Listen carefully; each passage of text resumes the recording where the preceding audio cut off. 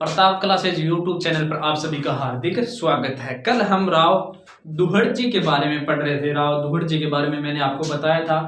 राव दुहड़ जी के भाई का नाम था धांधल जी राठौड़। धांधल जी राठौड़ जिनके पुत्र का नाम था पाबूजी राठौड़। पाबूजी राठौड़ जिनके भाई का नाम था बुड्ढो जी राठौड़। और बुड्ढो जी राठौड़ के एक पुत्र और एक पुत्री थी। पुत्र का नाम था झरडा जी या रूपनाथ जी। झरडा जी बचपन का नाम था, रूपनाथ जी नाम से हम राजस्थान में उन्हें पूजते हैं। और बालकनाथ जी नाम से उन्हें हिमाचल प्रदेश में पूजा जाता है। और पुत्री का नाम था केलमदे। केलमदे वही केलमदे है जिनकी शादी गोगो जी चौहान के साथ की गई थी। और इन्हीं की शादी में दहेज दहेज में ऊंट देने के लिए पाबूजी राठौड़ राजस्थान में ऊंट लेकर आते हैं। उसके बाद मैंने दुहड़ जी के बारे में आपको बताया था। दुहड़ जी कर्नाटक से चक्रवेश्वरी माता की मूर्ति लेकर आते हैं, जो नगाड़ा गांव बाड़मेर में स्थापित करवाते हैं। और नगाड़ा गांव में स्थापित होने के कारण वह मूर्ति का नाम, उस माता का नाम नागणेची माता हो गया था। नागणेची माता का मंदिर नीम के वृक्ष के नीचे होता है। इसी कारण भाटी राठौड़ राजवंश के लोग नीम के वृक्ष को पवित्र मानते हैं। उसके बाद मैंने बताया था एक मिलता जुलता नाम आता है कन्नाणा। कन्नाणा भी बाड़मेर में ही पड़ता है। कन्नाणा बाड़मेर का आंगी बांगी व गिर नृत्य प्रसिद्ध है। और उसके बाद मैंने बताया था कि राव दुहड़ जी गुर्जर प्रतिहारों के साथ मंडोर को लेकर युद्ध करते हुए वीरगति को प्राप्त हो गए थे। उसके बाद आते हैं उनके पुत्र रायपाल जी। राव रायपाल जी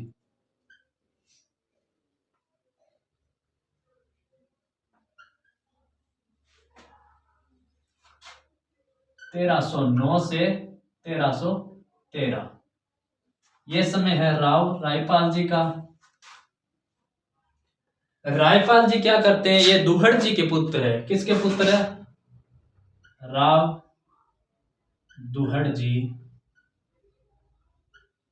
के पुत्र। राव दुहड़ जी के पुत्र कौन है? रायपाल जी। रायपाल जी क्या करते हैं, जैसलमेर के भाटियों से जैसलमेर पर अधिकार कर लेते हैं, जिस कारण जैसलमेर के भाटियों से इनकी दुश्मनी हो गई थी। जैसलमेर पर अधिकार कर लिया था।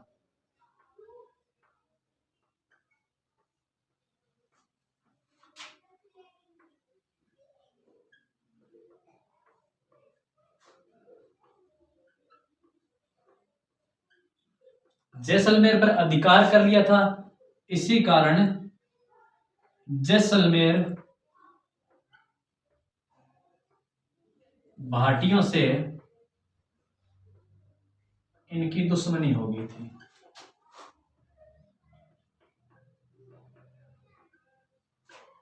दुश्मनी हो गई थी। और इनके पिताजी को किन्होंने मारा था? गुर्जर प्रतिहारों ने। तो अपने अपने चचेरे भाई पाबूजी राठौड़ के साथ मिलकर, अपने चचेरे भाई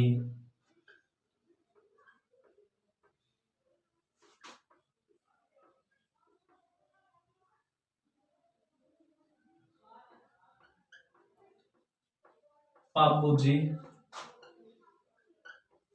राठौड़ के साथ मिलकर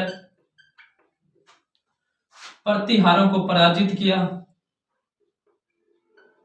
प्रतिहारों को पराजित किया और अपने पिता की मृत्यु का या हत्या का बदला लिया। अपने पिता की हत्या का बदला लिया। किन्होंने? रायपाल जी ने। और रायपाल जी क्या करते हैं, बाड़मेर के निकट परमारों को पराजित किया था। बाड़मेर के निकट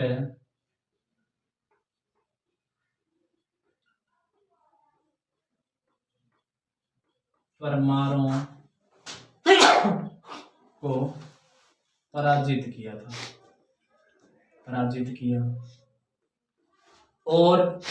और अकाल समय में इन्होंने अन्न वितरण करवाया था जनता में। अकाल समय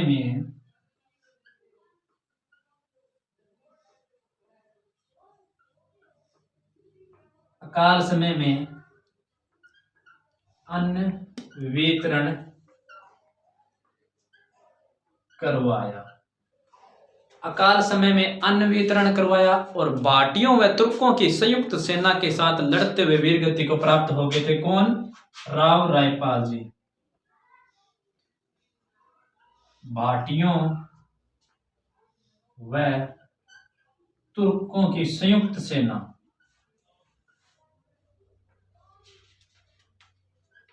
के साथ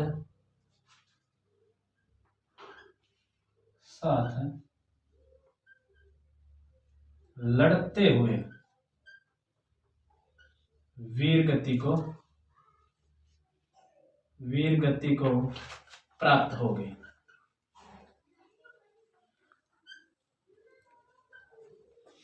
कौन? राव रायपाल जी। राव रायपाल जी ने क्या किया था? जैसलमेर पर अधिकार कर लिया, जिस कारण भाटियों से इनकी दुश्मनी हो गई और चचेरे भाई बाबूजी राठौड़ के साथ मिलकर प्रतिहारों को पराजित किया था और अपने पिता की हत्या का बदला ले लिया। और क्या करते हैं? बाड़मेर के निकट परमारों को पराजित किया था। किसने? रायपाल जी, राव रायपाल जी ने। और अकाल समय में अन्न वितरण करवाया था। भाटियों व तुर्कों की संयुक्त सेना के साथ लड़ते हुए वीर गति को प्राप्त हो जाते हैं। कौन? हमारे राव रायपाल जी। ये राव रायपाल जी का इतिहास यहाँ समाप्त हो जाता है। उसके बाद आते हैं नेक्स्ट शासक आते हैं जो राव कनकपाल जी। क्या नाम है? राव कनकपाल जी। राव कनकपाल जी। कल मैंने राव दुहड़जी में उनकी क्षत्रिय स्मारक शायद नहीं बताया, तो आप लिख लेना। तीर सिंगी पचपदरा। और कहां पड़ता है पचपदरा? बाड़मेर। तीर सिंगी पचपदरा बाड़मेर में दुहड़जी जी का स्मारक या देवली है। ठीक है, ये बात आप नोट कर लेना, शायद मैंने कल नहीं बताई आपको। उसके बाद मैंने नेक्स्ट शासक बताया था कनकपाल जी। और कनकपाल जी कब से कब तक शासक रहेंगे? कनकपाल जी रहेंगे अपने 1313 से और 1323 तक। 1313 से 1323 तक कौन है? कनकपाल जी।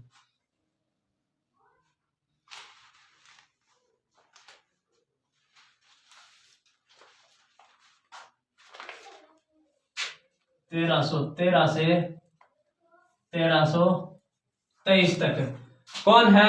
कनकपाल जी। कनकपाल जी क्या करते हैं अपने? देखते हैं। कनकपाल जी के समय भाटियों व राठौड़ों के मध्य जो सीमा थी वो काक नदी तक थी। राठौड़ों व भाटियों के मध्य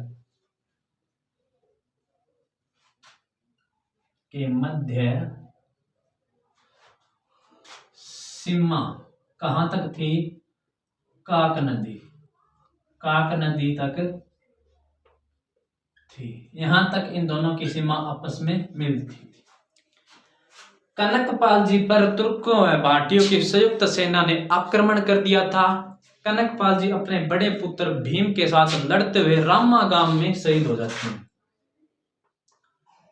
भाटियों व तुर्कों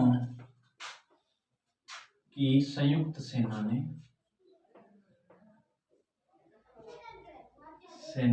ने आक्रमण कर दिया था। किस पर? कनकपाल जी पर आक्रमण कर दिया। कनकपाल जी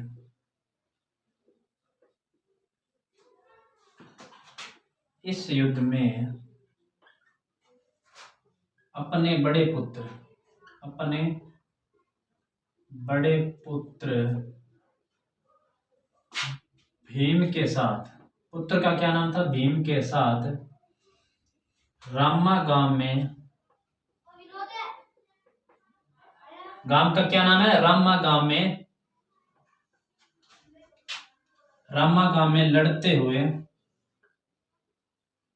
शहीद हो गए या वीर गति को प्राप्त होगी। बस ये छोटी सी जानकारी हमें कनकपाल जी के बारे में मिलती है। कनकपाल जी के बाद आते हैं राव जालन जी। क्या नाम है? राव जालन जी। कनकपाल जी का छोटा सा हमने जानकारी ले ली। भाटियों व राठौड़ों के मध्य जो सीमा थी वो काक नदी तक थी। इन पर तुर्कों व भाटियों की संयुक्त सेना ने आक्रमण कर दिया था। इस आक्रमण में यह लड़ते हुए अपने बड़े पुत्र भीम के साथ रामा गांव में वीरगति को प्राप्त हो गए थे। नेक्स्ट आते हैं जालन, राव जालन जी। जालन जी शासनकाल 1323 से 1328 तक। क्या किया था इन्होंने? राव जालन जी बहुत ही बहादुर शासक थे। जालन जी क्या करते हैं, सोडों से अमरकोट छीन लिया था। क्या कर लिया था? सोडों से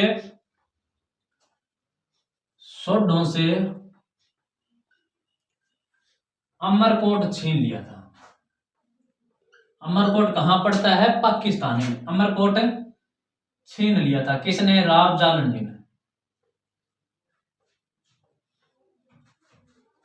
और क्या करते हैं? सोडों से पगड़ी भी छीन लेते हैं। और इन्हीं के समय राठौड़ों ने पगड़ी बांधना स्टार्ट किया था या शुरू किया था।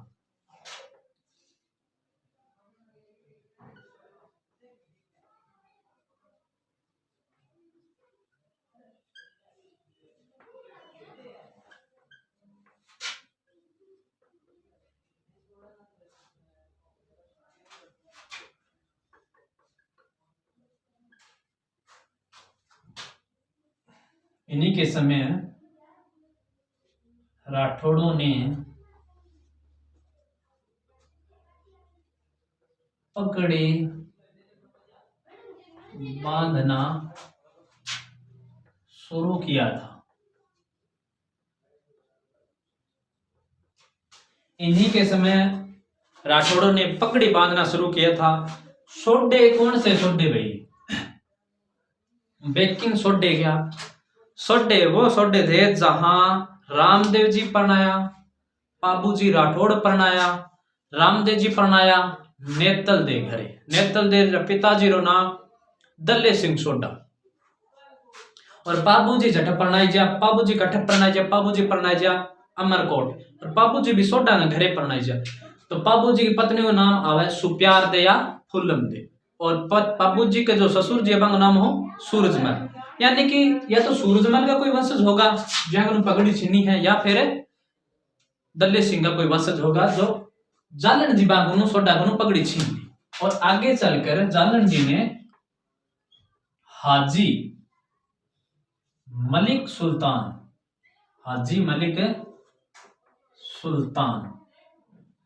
को पराजित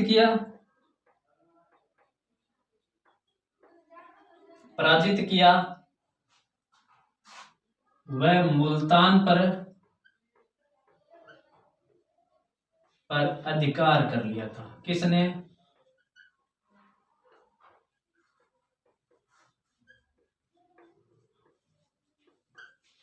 कर लिया था अधिकार? राव जालन ने। हाजी कौन? जो हज की यात्रा कर आ जाता है वो हाजी। हमारा एक साथी है जिसका नाम है रियासत, उसके दादाजी ने हज यात्रा कर रखी है, तो हम उसके दादाजी को कहते हैं हाजी का समाली। तो हाजी कौन होगा? जो हज की यात्रा कर आ जाता है वो हाजी। उसके बाद तुर्कों व भाटियों की सेना के साथ, तुर्कों व भाटियों की सेना के साथ लड़ते हुए 1328 को वीरगति को प्राप्त हो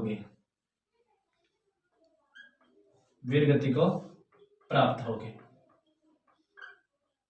कौन? राव जालन जी। जालन जी के बाद कौन आते? राव छाड़ा जी। क्या नाम है? राव छाड़ा जी। ये याद रह जाएगा। राव जालन जी ने क्या कर दिया था? सोडो से अमरकोट छीन लिया था। उसके बाद क्या कर देते हैं? सोडो से पगड़ी छीन लेते हैं। और राठौड़ों ने इन्हीं के समय पगड़ी बांधना शुरू किया था। मलिक सुल्तान को पराजित कर मुल्तान पर अधिकार कर लेते हैं। भाटियों में तुर्कों की संयुक्त सेना के साथ लड़ते हुए 1328 में वीरगति को प्राप्त हो गए थे राव जालन जी। उसके बाद आएंगे राव छाड़ा जी। क्या नाम है? राव छाड़ा जी। छोटे छोटे शासक हैं। मेन तो आपको पता है चूड़ा जी होंगे, जोधा जी होंगे, मालदेव जी होंगे, वो मेन शासक होंगे। तो राव छाड़ा जी शासनकाल 1328 से 1344। शासनकाल क्या है राव छाड़ा जी का? 1328 से 1344। राव छाड़ा जी बहुत ही शक्तिशाली शासक बने हैं। छाड़ा जी ने क्या किया था? आसपास के जितने भी क्षेत्र थे वहां छाड़ा जी ने अधिकार कर लिया था। सोडों से घोड़े छीन लिए थे इन्होंने। सोडों से घोड़े छीन लिए थे।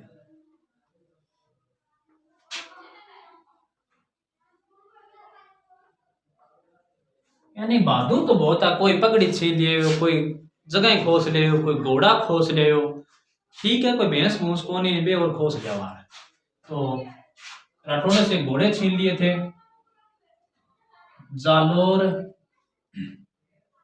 जालोर व नागौर के तुर्कों को पराजित किया।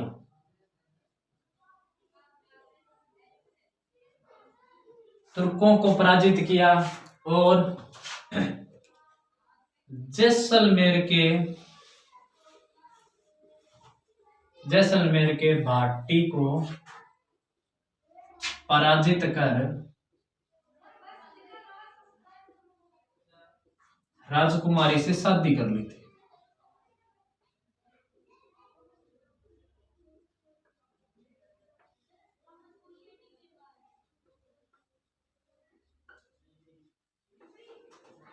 किसने शादी कर ली थी?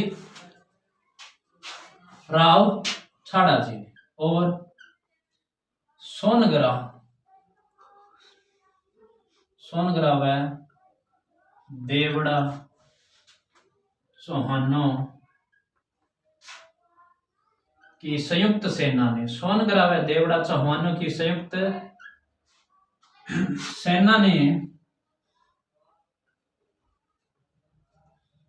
इन पर 1344 में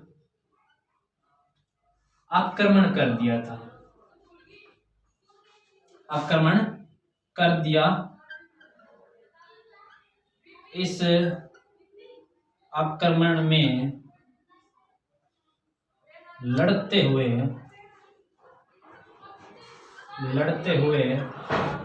वीरगति को प्राप्त हो गए थे। वीरगति को प्राप्त हो गए थे। बंद करा दी, चुप करा दी। वीरगति को प्राप्त हो गए थे कौन? राव छाड़ा जी। सोडों से घोड़े छीन लेते हैं। नागौर व जालोर के तुर्कों को पराजित कर देते हैं। जैसलमेर के भाटी को पराजित कर राजकुमारी से शादी कर ली। सोनगरा व देवड़ा चौहानों ने 1344 में इन्हें आक्रमण कर दिया था इन पर, और ये लड़ते हुए वीरगति को प्राप्त हो जाते हैं कौन? राव छाड़ा जी। राव छाड़ा जी के बाद हम जिसे पढ़ेंगे उनका नाम है राव तीड़ा जी। और ये राव तीड़ा जी वही राव तीड़ा जी है जिनके पोते का नाम है मल्लीनाथ जी। और ये मल्लीनाथ जी वही मल्लीनाथ जी है जो राजस्थान, पश्चिमी राजस्थान के लोक देवता के रूप में पूजे जाते हैं। छुआछूत का अंत करने के लिए बहुत प्रयास किए थे इन्होंने। राव तीड़ा जी का शासनकाल देखें तो 1344 से 1357। कितना है? 57। प्रमुख केंद्र क्या था इनका? प्रमुख केंद्र महेवा, बाड़मेर। प्रमुख केंद्र कौन सा? महेवा, बाड़मेर इनका प्रमुख केंद्र था। भीनमाल पर अधिकार कर लिया था इन्होंने, भीनमाल पर अधिकार कर लिया। किसने? राव तीड़ाजी ने भीनमाल पर अधिकार कर लिया और तुर्कों की सेना के साथ लड़ते हुए वीरगति को प्राप्त हो जाते हैं। कौन? राव तीड़ाजी। तुर्कों की सेना के साथ लड़ते हुए वीरगति को प्राप्त हो गए, लड़ते हुए वीरगति को प्राप्त हो गए। कौन? राव तीड़ाजी। तीड़ाजी के 3 पुत्र थे, कानड़दे, तिरिभुवनसी और सलखाजी। सलखाजी कौन से सलखाजी? सलखाजी वही सलखाजी जिनके पुत्र का नाम था मल्लीनाथ जी, और मल्लीनाथ जी वही मल्लीनाथ जी जिनके दादाजी का नाम था तीड़ाजी। पश्चिमी राजस्थान के लोक देवता। पत्नी का नाम रूपा दे, उपनाम माला जी, गुरु का नाम उगम सिंह भाटी। पत्नी के कहने पर संन्यास धारण कर लेते, सिद्ध पुरुष कहलाए थे। 3 पुत्र थे। कितने? 3 पुत्र। पहले का नाम कान्हड़ थे। आप ये मत सोचना कान्हड़ दे चौहान थे, वो कान्हड़ दे चौहान अलग है। त्रिभुवनसी और सलखाजी।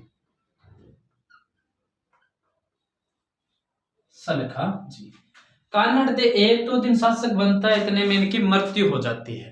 उसके बाद त्रिभुवनसी 1-2 दिन शासन पर बैठे थे, तो सलखाजी के पुत्र का नाम था माला या मल्लीनाथ जी।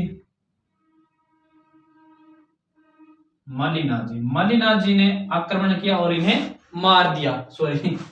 त्रिभुवनसी को मार देते हैं। कौन? मल्लीनाथ जी। अब लास्ट में बचते कौन है? सलखाजी। तो शासक कौन बनेंगे नेक्स्ट? सलखाजी। ट्राई कर लेते हैं सलखाजी के साथ।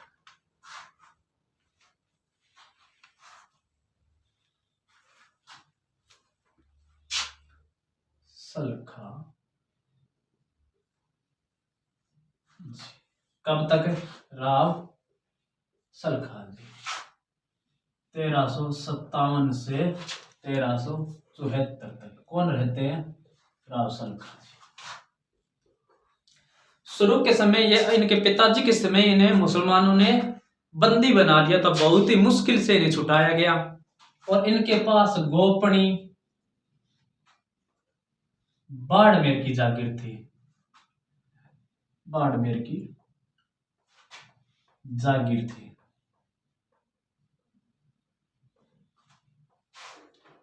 मुस्लिम आक्रांताओं ने इन्हें मार दिया था।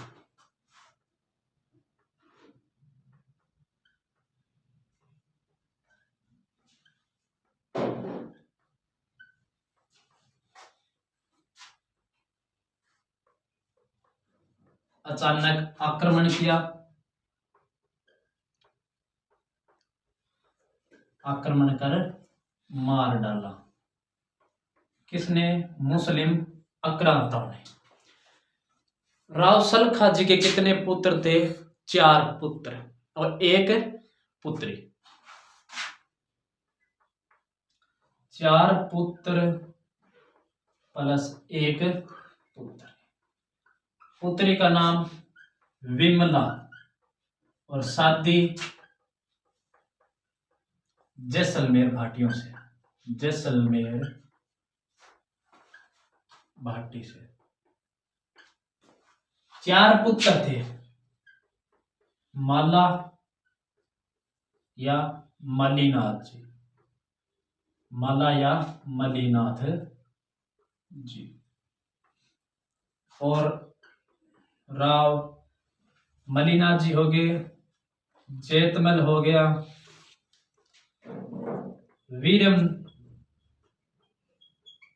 वीरमदेव और सेमत जी। कितने पुत्र थे? 4 पुत्र। मल्लीनाथ जी, जेतमल जी, वीरमदेव और सेमत जी। ज्यादा तो नहीं, अपने मल्लीनाथ जी के बारे में बहुत सारी जानकारी मिलती है, वो हम पढ़ देते हैं। इनके बाद शासक तो आएंगे राव वीरमदेव जी। तो मल्लीनाथ जी के बारे में हम पढ़ेंगे, क्योंकि हमारे राजस्थान के लोक देवता हैं, इन्हें पूजा जाता है। इन्होंने समाज में सुधार का कार्य किया था, और भी इन्होंने कुंडा पंथ चलाया था। पश्चिमी राजस्थान के लोक देवता के नाम में पूजे जाते हैं। इन्हीं के समय आक्रमण हुआ था, 13 तुंगा मुसलमानों की सेना को पराजित करते हैं। तभी एक कहावत मशहूर हो गई थी कि 13 तुंगा भांगिया माला सलखान। तो मल्लीनाथ जी,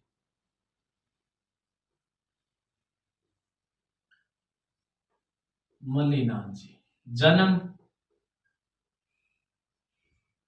1338 महेवा बाड़मेर, और राजधानी इनकी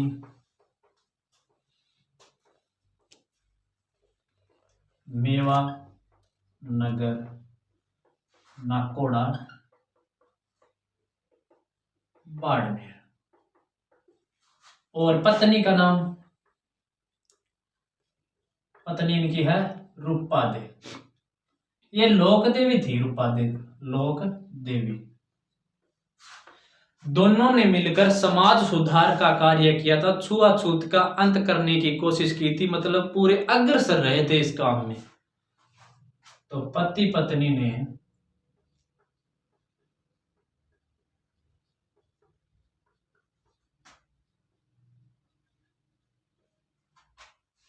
मिलकर छुआछूत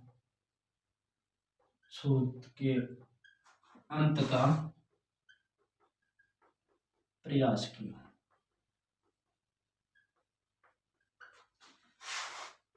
पत्नी के कहने पर राजपाट का त्याग कर देते हैं और एक सन्यासी बन जाते हैं, सिद्ध पुरुष बन जाते हैं।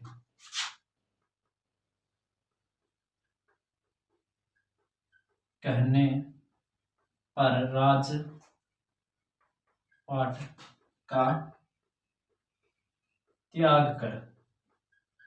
राजपाट का त्याग कर सिद्ध पुरुष बन गए। और गुरु किसे बनाया था? गुरु बनाया था उगम सिंह भाटी को। उगम सिंह भाटी। मल्लीनाथ जी को पश्चिमी राजस्थान के लोक देवता के रूप में पूजा जाता है। पश्चिमी राजस्थान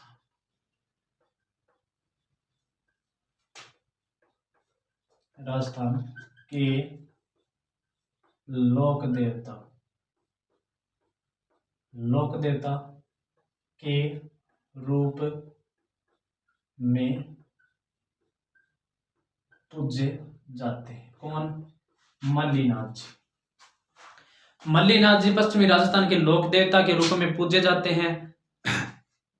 तिलवाड़ा बाड़मेर में इनका मंदिर है। वहां चैत्र कृष्ण एकादशी से चैत्र शुक्ल एकादशी को मेला भरता है।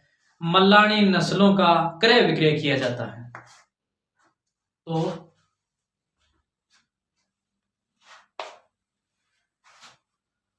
तिलवाड़ा कहां पर पड़ता है? तिलवाड़ा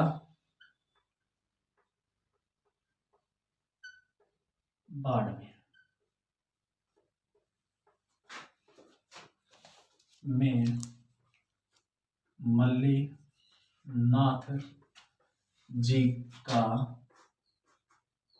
मेला भरता है। चैत्र कृष्ण एकादशी से चैत्र शुक्ल एकादशी तक मल्लानी नस्ल के पशुओं का क्रय विक्रय किया जाता है। पशुओं का क्रय विक्रय किया जाता है। बाड़मेर को मल्लानी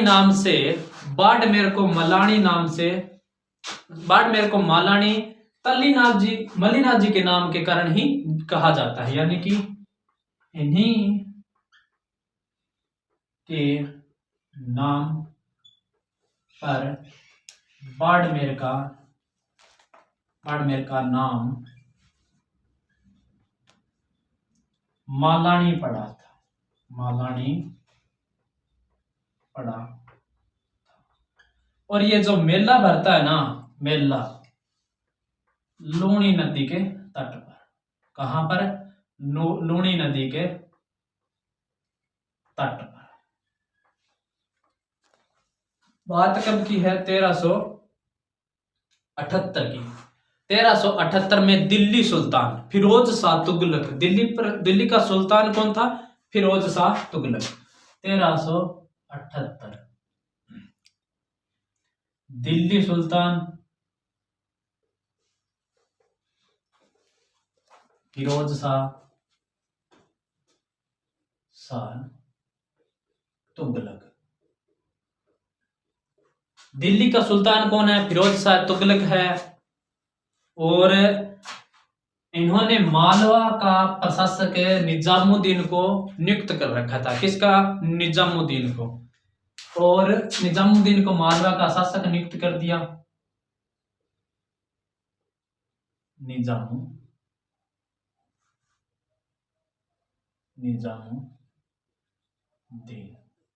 निजामुद्दीन ने मल्लिनाथ जी पर आक्रमण कर दिया था और 13 दलों की एक सेना, भारी भरकम सेना लेकर आता है। कौन है? निजामुद्दीन मालवा का प्रशासक जो था निजामुद्दीन 13 दलों की भारी सेना लेकर आता है आक्रमण करने के लिए। और 1378 में 13 दलों की भारी सेना, और मल्लिनाथ जी इस सेना को पराजित कर देते हैं। और उसके बाद 1399 में कुंडापत की स्थापना की थी। कुंडापत की स्थापना 1399 में नहीं की थी, ठीक है। कुंडापत की स्थापना कौन कर रहे हैं? मल्लिनाथ जी कुंडापत की स्थापना कर रहे हैं। इनका एक पुत्र था, पुत्र का क्या नाम था? जगमाल। पुत्र का नाम था जगमाल। पुत्र का क्या नाम है? जगमाल बहुत ही बहादुर था। जगमाल बहुत ही बहादुर था लड़ने में और उठन काटन में बहुत तेज। आ कहानी में थाने बागड़ी में बता दी। एक गांव पड़े सिणली, गांव के नाम है सिणली।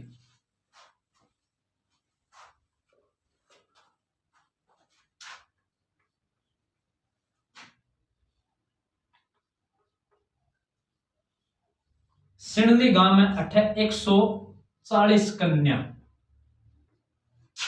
गणगौर पूजन कर रही थी, ठीक है। 140 कन्याएं गणगौर पूजन कर रही थी। अहमदाबाद से हाथी सुल्तान नाम का सेनापति आता है, इन्हें उठाकर ले जाता है। शायद पहले कभी जगमाल से उनकी लड़ाई हुई थी, इसी कारण का बदला लेने के लिए। इस बात की खबर लोग मल्लिनाथ जी को देते हैं।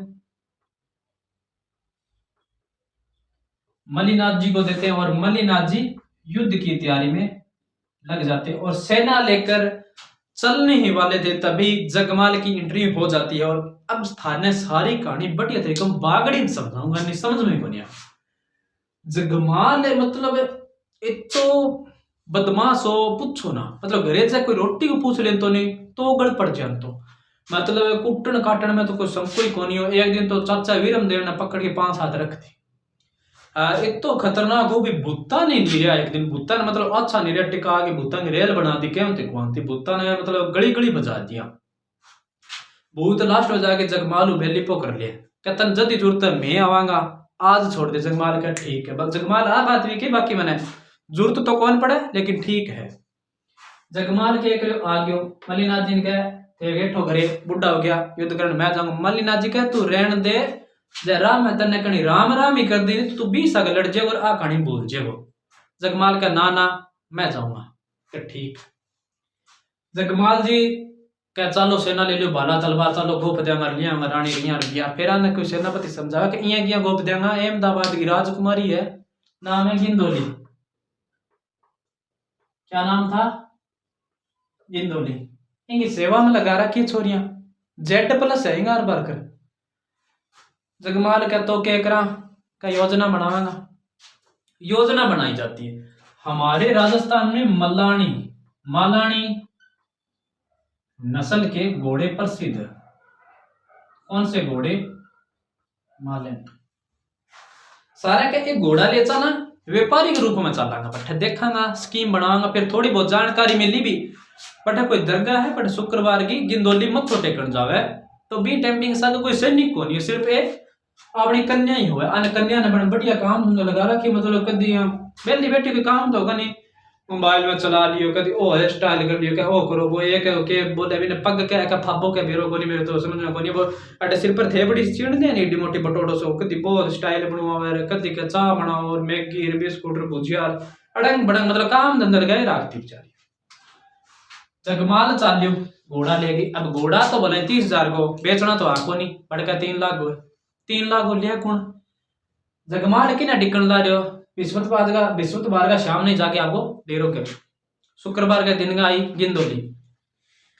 गिंदोली आई जब 13-14 सा गया जगमाल के आपका घोड़ा पर बेली कन्या बना आपका गाँव मारा तो कौन पिछाने जब ओलो काट के भेज दिए तो पिछाड़ ले पे तो फिर भी मुंडो दिखा रखियो पकड़े हाथ आप छोरियां चढ़ा ली। मल्लीनाथ जी सोचे सारे किन्ने ने किन्ने चढ़ा के ले जा आपा। मल्लीनाथ जी हाथ हमारे पकड़ गिंदली ने राह पर घोड़े पर बिठा ली अजय देना तेरे घोड़ो न दियो। मल्लीनाथ जी को एक तो कारण हो भी एकला जद सागे ले चला, दूसरो कारण है भी डिफेंस के रूप में उपयोग करांगा। डिफेंस के रूप में उपयोग करांगा क्योंकि सामू सेना आ जाए तो क्या दिया रगड़ दिया ला यही खातर लिया है। अरे कहानी कटू चाली अहमदाबाद आमता आमता मेवा नगर पुग्या नहीं मेवा नगर इतने गिंदोली ने जगमालू बेपना मोहब्बत होगी केंती कुआती गिंदोली के अब तो सब कुछ थी हो। अब अपा आज जवान कल जवान की नहीं सेना लारे हाथी सुल्तान आ गयो लारे जगमाल ने क्या गिंदोली दे दियो जगमाल का ले दियो गिंदोली के मैं आज जाऊं का तो जगमाल का उड़ जा मन मेरो आप को कोने ने कद किंग दौड़ गा दियो कटिए सल्टाई जेली रात ने कदी गिंदोली के मैं आज जाऊं का जो इतने युद्ध हो जाए फिर जगमाल लड़न का नहीं तो मतलब को नहीं जा चिना जा तलवारों के दियो काट दे तलवार भला त्यार डाला डुला लेके आ गया घोड़ा गप्पा कर लिया आगे त्यार जमा आज तो मतलब मरनो मरानो इसी या कोई कैसे पकड़ी धारण कर ली होली बाद में खांडो खेला। मल्लीनाथ जी के आज अपन अपना बेलियन याद करना पड़ेगा जगमाल सोचियो आज तो बेली बुलाना पड़ेगा भी बहुत मोटी फौज आई अहमदाबाद। जगमाल भूता ने याद कर लिया आप और भूत आगे काम क्या करे भूत एक को कर गया अभी आपा जगमाल आपनो बेली बन गयो आपा जगमाल को नाम चमका देना। जगमाल को नाम चमकाने को एक ही तरीको भूता जैसे सैनिका ने कुटिया कदी इल्ला गए दौड़ कदी सिर पर ले गए ठोक्या मतलब पूरी भूता की रेल बना दी आंगल जमा दिया ठोका जदी का ले जगमाल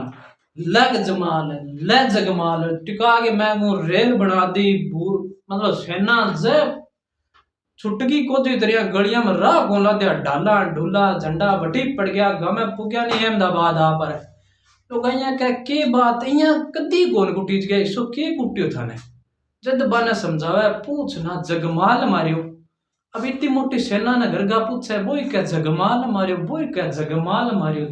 मारियो लुगाइया क्या इतना किताब जगमाल हो गया। जद एक कहावत प्रसिद्ध होगी कि पग पग नेजा पहाड़िया पग पग पहाड़ी ढाल बीबी पूछे खान स्यू जग किता जगमाल यानी पग पग पर तो नेजा फटी हुई पड़ी थी मतलब जो झंडा था ना उनका वो पगों पर पड़ा था और पग पग पर ढाल पड़ी ढाल जी तलवार लेके ढाल बनी तलवार रोकन खातिर पा बीबी पूछा भी मतलब मुसलमान बे सैनिक मांग लुगाइया पूछे भी इतना किता जगमाल आ गया तो थाने सारा नहीं जगमाल ठोकियो इत तो बहादुर हो मतलब भूता की रेल बनाई अहमदाबाद सेना की रेल बनाई कौन हो जगमाल मल्लीनाथ जी को बेटो। और कल अपन अपनी नेक्स्ट सत्सकु स्टोरी स्टार्ट कर देंगे जिनको नाम है राव बीरमदेव। तो धन्यवाद थाने स्टोरी बढ़िया लगा तो सब्सक्राइब शेयर जरूर कर दिए।